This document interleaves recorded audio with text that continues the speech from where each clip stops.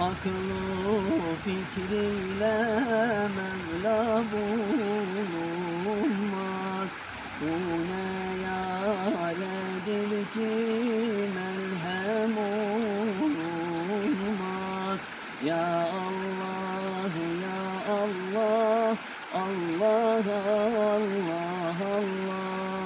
Ya Allah, ya Allah, Allah, Allah, Allah.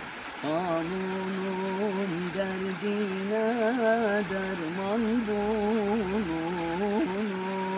Şu benim derdime derman bulunmaz. Ya Allah, ya Allah, Allah, Allah, Allah. Hu Allah, hu Allah, Allah.